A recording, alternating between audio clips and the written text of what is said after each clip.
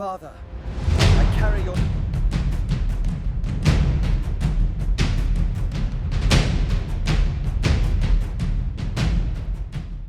Who really killed Greek freedom? And why did this murder mark the beginning of a new empire? This question has tormented historians for centuries, because on one sunny morning, the map of the civilized world changed forever. Until that moment, the Greek city-states, Athens and Thebes, proud of their independence, considered themselves the pinnacle of the universe. They believed that their democracy and military traditions were unbreakable, but clouds were gathering in the north. There in Macedonia, a power had risen that did not recognize the old rules and was preparing to teach the Hellenes a cruel lesson. King Philip II created a war machine unlike anything the world had ever seen and brought with him his young son, who was hungry for glory. On that day, on the plain near the city of Chaeronea, it was not just two armies that clashed, but two eras, two philosophies of life and death. Ancient Greece, with its citizen militia and belief in equal combat, faced a professional army where each soldier was just a cog in a deadly machine. Watch the video to the end, and you will learn how an 18-year-old prince, whom no one took seriously, made a maneuver that broke the backbone of the best army of his time. What if I told you that everything you believed about the invincibility of the Greek phalanx was a lie? For centuries, Greek hoplites dominated the battlefield, relying on heavy shields and short spears. This tactic seemed perfect, proven in battles with the Persians and in civil wars. Citizens of the city-states, farmers and craftsmen, stood shoulder to shoulder, creating a wall of bronze that was almost impossible to break through.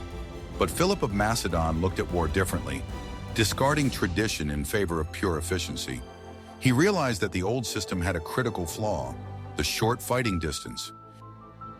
The Macedonian king armed his warriors with sarissas, monstrous spears up to 6 meters long. These weapons were so long that they had to be held with both hands, which meant that large shields could not be used. The first 5 rows of the Macedonian phalanx held their spears forward, creating an impenetrable forest of sharp points. The enemy simply could not get within striking distance of their short swords or spears. This completely changed the geometry of combat, turning the battle into a beating of those who could not reach their opponents.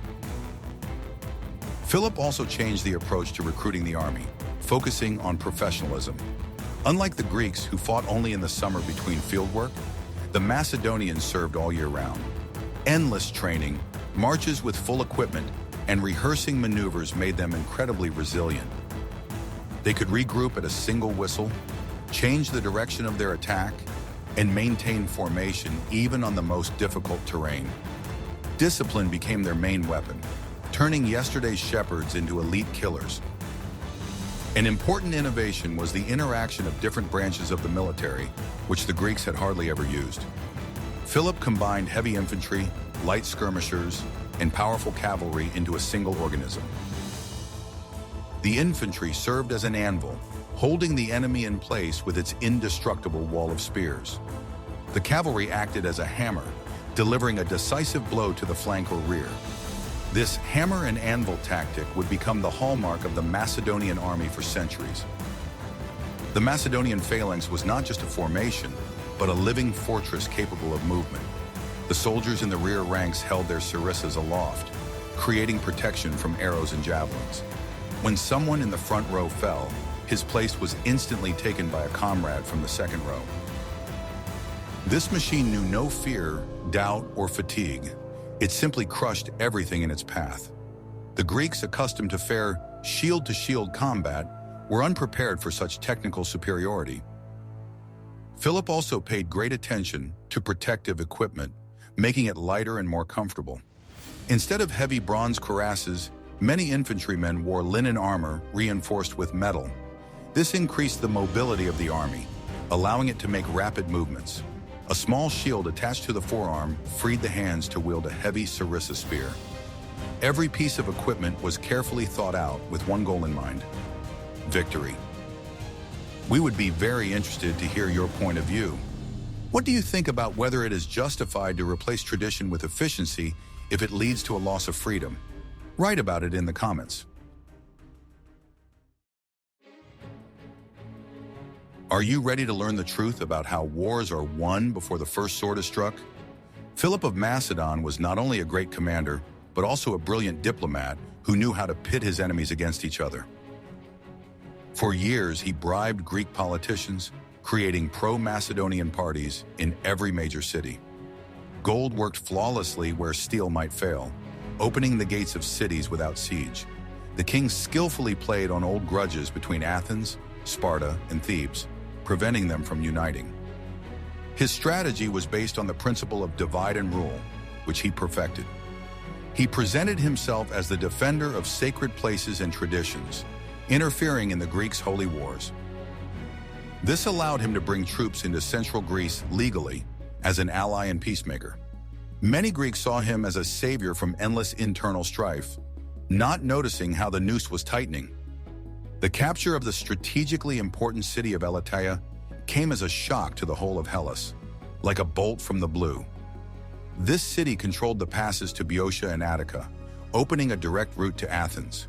The news of the fall of Elatea reached Athens at night, causing unprecedented panic among the townspeople. People ran into the streets and burned down shops in the agora to sound the alarm. At this critical moment, the great orator Demosthenes, Macedonia's sworn enemy, took the stage. He was the only one who had warned for years about the danger posed by Philip, but he was often ignored. Now, with the enemy at the gates, his voice rang out with new force, calling for immediate action. Demosthenes understood that Athens could not stand alone and proposed the unthinkable, an alliance with a longtime enemy. Thebes, Athens' powerful neighbor, had traditionally been hostile to them and had even been Philip's ally. Winning them over seemed an impossible task, requiring a miracle. But Demosthenes personally went to Thebes, risking his life and reputation to convince the Boeotians to change sides. The Macedonian camp did not sit idly by either, sending their envoys with generous offers. A real war of words broke out in the Theban assembly, the outcome of which would determine the fate of Greece. The Macedonian envoys reminded them of their old friendship and the benefits of the alliance, promising to give Thebes control over the whole of Boeotia. Demosthenes, on the other hand, appealed to pan-Hellenic patriotism, honor, and the threat of complete enslavement. He painted a grim picture of the future in which proud Thebes would become nothing more than a vassal of the northern barbarian. The Athenians' eloquence and fear of the growing power of their neighbor outweighed gold and promises. The Thebans made the historic decision to break their alliance with Philip and stand shoulder to shoulder with Athens. It was a triumph for Demosthenes' diplomacy, who had created a coalition at the very last moment. The combined army of the two strongest city-states marched toward destiny to block the invaders' path. Do you think a belated alliance between former enemies can be strong in the face of mortal danger? The secret that would change your understanding of strategy was hidden in the very geography of the valley. The plain of Chaeronea was chosen by Philip not by chance, but as a result of a careful analysis of the terrain. This wide field in Boeotia is bounded by the Cephissus River on one side and Mount Therion on the other. This location made it impossible to flank the enemy, forcing the armies to meet face to face. Philip, a master of maneuver, wanted to use this feature of the terrain to his advantage. The Greek coalition took up a strong defensive position, blocking the entire width of the valley with their front. Their lines stretched for almost 3 kilometers, from the foothills of the Acropolis of Chaeronea to the marshy banks of the river. The Athenians occupied the left flank, blocking the road to Boeotia, while the Thebans stood on the right near the river. The center was occupied by contingents from other allied cities, which were less disciplined and experienced. Philip understood that attacking such a dense wall of shields head-on would mean condemning his army to heavy losses. He needed space for his cavalry to maneuver, and the Greek position did not allow for that. The allies skillfully used the terrain, covering their flanks with natural obstacles. It seemed that nature itself was on the side of the defenders of Hellas. However, this position had a hidden flaw, which Philip's experienced eye immediately noticed. The plain was wide enough to deploy the phalanx, but not spacious enough for a large mass of people to retreat quickly. If the Greek formation was broken, they would have nowhere to run except into the narrow gorges behind them. This turned the battlefield into a potential mousetrap for the losing side. The Kephis River was shallow, but its marshy banks made it difficult for heavy cavalry to move. This protected the right flank of the Greeks, where the Thebans stood, from a direct cavalry attack. Philip had to figure out how to lure the enemy out of this advantageous position and onto ground that was more favorable to him. He knew that a static defense would be the death of his dynamic tactics. The terrain also affected visibility and communication between parts of the army. The dust kicked up by thousands of feet on a dry summer day could hide troop maneuvers from the commander's eyes. Philip planned to use this veil to regroup his forces right in the middle of the battle. He studied every hill, every stream, turning the map of the terrain into a plan for victory. Greek strategists, on the contrary, hoped that the narrowness of the front would negate the Macedonians' advantage in numbers and training. They believed that in confined spaces, the Macedonians' long spears would not be as effective as in open fields.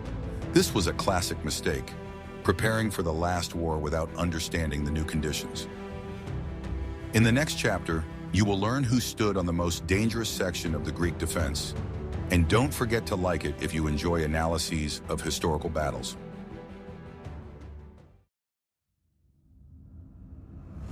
What if I showed you a time machine that would take you to the undefeated elite of the ancient world? On the right flank of the Greek army, right by the river, stood the legendary Sacred Band of Thebes. These were not just soldiers, but 300 chosen warriors who made up the elite of the Theban army. Their fame resounded throughout Hellas, and their very presence instilled confidence in their allies. For decades, this brigade remained undefeated, crushing even the Spartans. The uniqueness of the Sacred Band lay in the principle of its formation. It consisted of 150 pairs of men bound by deep personal affection and love. It was believed that a warrior would never abandon his beloved in trouble and would fight for him until his last breath. The shame of appearing cowardly before the eyes of his beloved was stronger than the fear of death. These warriors were top-class professionals who had devoted their entire lives to the art of war. They were supported by the city, which provided them with the best weapons, armor, and food. They trained in wrestling and fencing every day, achieving perfection in the control of their bodies and spirits. In battle, they acted as a single organism, understanding each other without words. Their commander was not just an officer, but a spiritual leader, first among equals. In the Battle of Chaeronea, the unit was led by the commander Thagons, a man of exceptional bravery. He understood that the main task fell on their shoulders, to hold back the Macedonian cavalry. They were the steel core of the entire Greek defense. The position on the right flank was an honorable one, and traditionally the most dangerous in the Greek phalanx. It was here that the fate of the battle was decided, as the right flank usually sought to envelop the enemy's left flank. The Sacred Band stood in deep formation, ready to meet any enemy with a wall of shields. They were confident that their skill would overcome the brute force of the barbarians. However, this time they were facing not an ordinary enemy, but Alexander himself at the head of heavy cavalry. The young prince knew who he was about to fight and was eager for this encounter. The destruction of the Sacred Band was the key to defeating the entire Greek army. It was a personal confrontation between the best of the best. Do you think that the personal affection between soldiers makes an army stronger? Or can emotions get in the way of battle?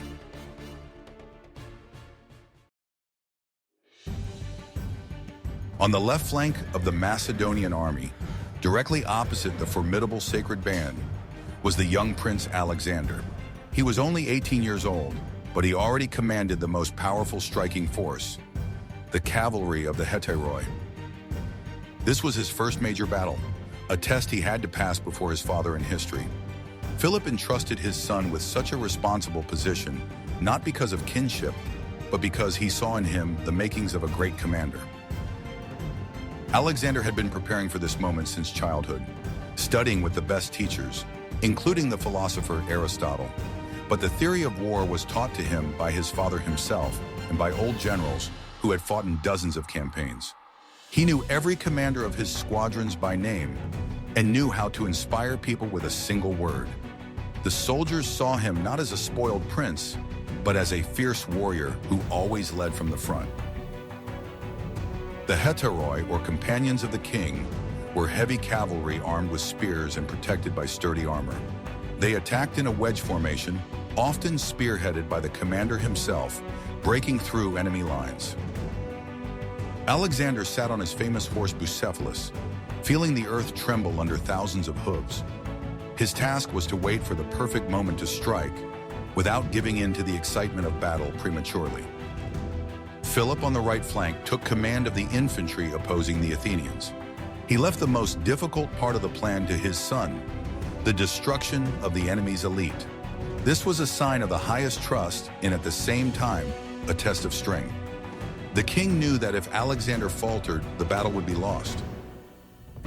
The young prince closely followed the developments, waiting for a breach to appear in the solid wall of Greek shields.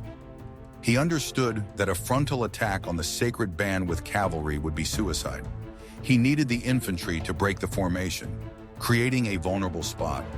Patience was the most difficult test for the hot-headed young man. He was surrounded by experienced advisors assigned by Philip to temper his son's ardor. But at the decisive moment, Alexander made the decision himself. His eyes burned with ambition.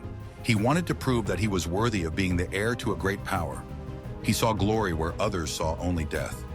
On that day, the legend of Alexander the Great, conqueror of the world, was born. But for now, he was just his father's son, one of thousands of warriors on a dusty plain. History stood still, waiting for his first step. This debut was to show who he really was, the shadow of his great father or a star in his own right.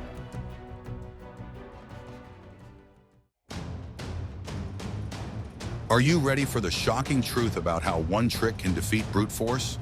The battle began not with a fierce attack, but with a long and exhausting infantry standoff. The Athenians on the left flank of the Greeks, full of enthusiasm, rushed forward, eager to crush the Macedonians. Philip, standing opposite them with his guard, accepted the battle, but then gave a strange order. His phalanxes began to retreat slowly, step by step, without breaking formation. It was an incredibly difficult maneuver, retreating under a hail of blows while keeping their spears pointed at the enemy. From the outside, it looked as if the Macedonians had faltered under the pressure of Athenian valor. The Athenians, many of whom were inexperienced militiamen, took this maneuver as a victory. Joyful cries of, "We're chasing them!" rang out across the battlefield, drowning out the clang of metal. Philip, an experienced fox, closely watched the enemy's reaction from the front lines. He deliberately drew the Athenians further and further away, stretching their line. The allies in the center and on the right flank were forced to move forward so as not to lose contact with the attackers. But the discipline of the Greek formation began to crack at the seams. The Macedonians' retreat was controlled and rhythmic, like a dance of death.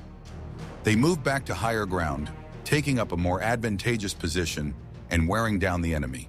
The Athenians, intoxicated by their apparent success, lost their caution and broke their ranks. They rushed forward, turning the organized phalanx into a crowd of pursuers.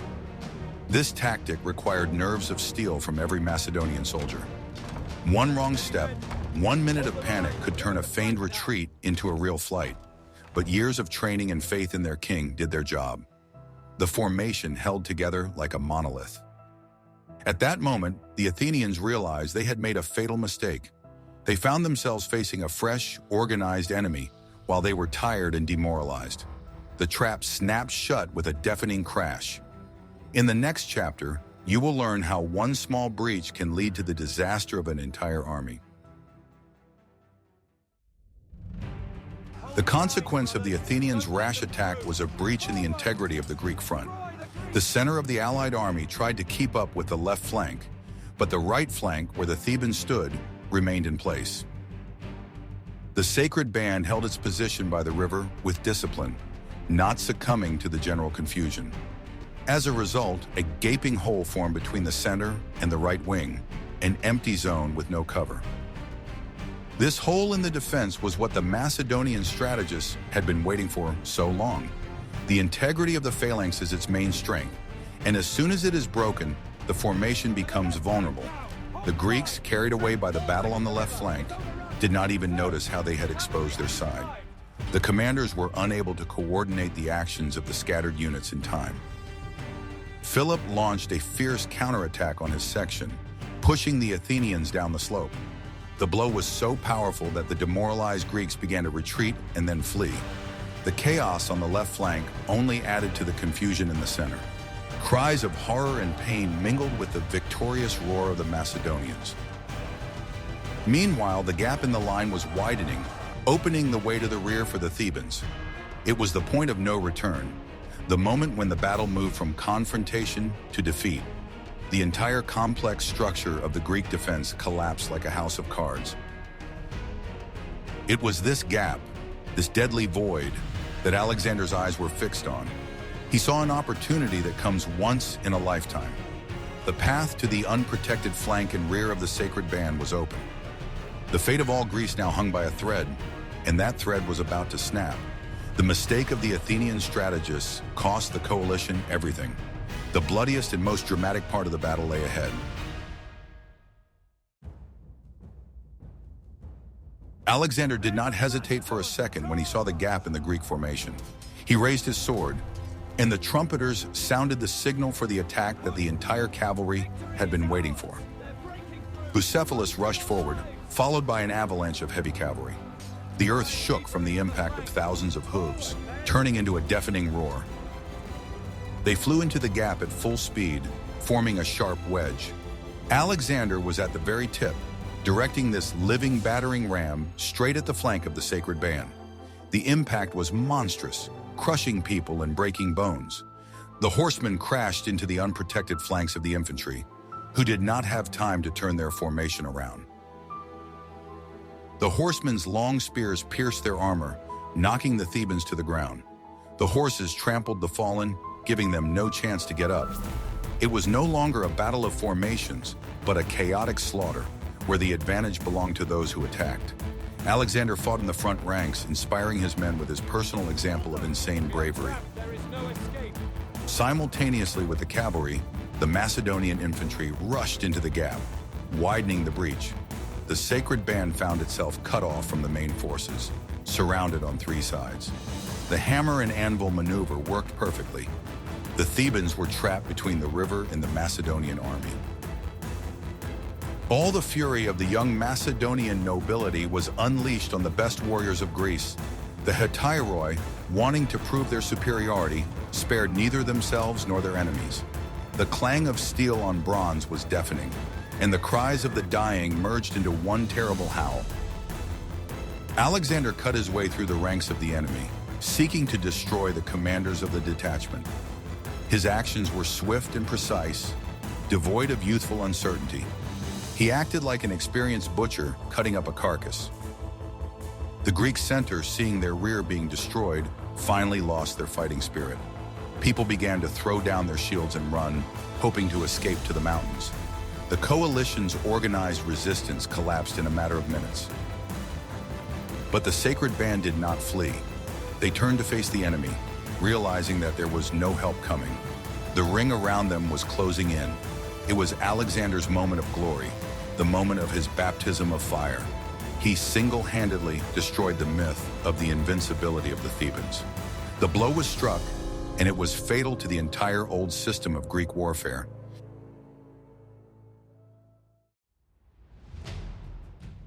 The 300 warriors of the Sacred Band found themselves completely surrounded. The battle raged around them. Their allies fled or died, but they stood firm, like a rock in a stormy sea. They were offered surrender, but for them, captivity was worse than death. They had sworn to win or die, and they intended to keep their oath. Alexander and his horsemen rolled forward wave after wave, but they were met by a wall of shields and spears. The Thebans fought with the desperation of the doomed, selling their lives dearly.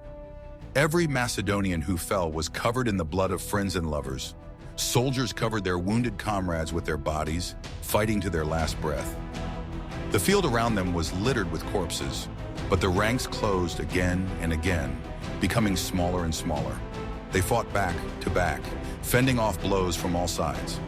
It was a greatness of spirit that commanded respect even from their enemies. Gradually, the heroes' strength left them, their weapons broke, and their armor was shattered. But even unarmed, they continued to resist, grabbing their enemies with their bare hands. Not one of the 300 took a step back. When it was all over, they lay where they stood, keeping their ranks even in death. All 300, according to some sources, 254, warriors died on the piece of land they were defending. It was a terrible but majestic sight. Philip, riding around the battlefield after his victory, stopped in front of the bodies of the Sacred Band. Seeing them lying there embracing each other in death, the stern king could not contain his emotions. He wept and uttered the famous phrase, "May anyone who suspects them of anything shameful die a terrible death." This was a recognition of the enemy's highest valor. Philip understood that he had destroyed the flower of the Greek nation, men of honor and duty. Their sacrifice did not save Greece, but it immortalized their names. The destruction of the Sacred Band became a symbol of the end of the era of free city-states. With them died the old morality in the old world. The Macedonians did not dance on their bones at the sight of their death, but allowed the heroes to be buried with honors. The mass grave became a monument to courage. Silence fell on the field of Chaeronea, broken only by the moans of the wounded and the cries of the crows. The battle ended in the complete defeat of the Greek coalition. Athens and Thebes lay at Philip's feet, awaiting their fate. But the king showed unexpected generosity, especially towards the Athenians. He released the prisoners without ransom and offered an honorable peace, realizing that he needed their fleet for the war with Persia. He was harsher on Thebes, stripping it of its leadership in Boeotia and stationing his garrison there. However, everyone honored the memory of the fallen heroes. A giant stone lion was erected on the site of the mass grave of the Sacred Band. This lion, sitting with its head held high, has survived to this day. It looks out over the empty plain, reminding descendants of the day when Greek freedom died, but Greek glory was born. Its eyes are full of sorrow and silent pride for those who lie beneath its paws. The victory at Chaeronea allowed Philip to convene a congress in Corinth and unite all Greeks, except the Spartans, into a single union under his leadership. He announced the beginning of a great campaign to the east against the Persian Empire.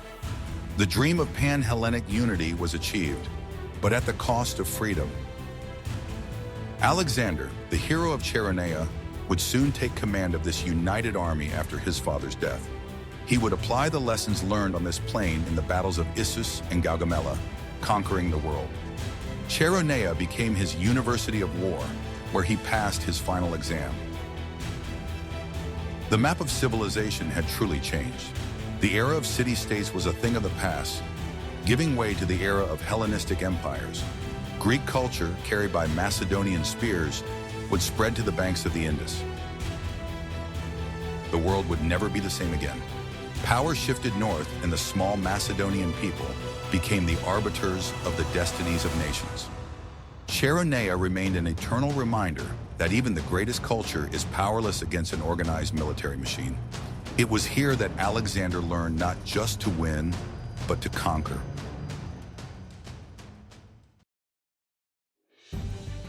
The Battle of Chaeronea is not just a page in a history textbook. It is a turning point in the fate of humanity. The young lion Alexander tasted blood and victory, and he liked it. The old world collapsed under the blows of the Sarissa to make way for a new, global world of Hellenism. We may mourn the fall of democracy, but we cannot deny the greatness that followed. What do you think would have happened to Europe if the Persians had invaded a fragmented Greece that had not been united by Philip? Was Chaeronea a blessing or a curse? Be sure to subscribe to the channel so you don't miss the next episodes about the great conquests of Alexander the Great.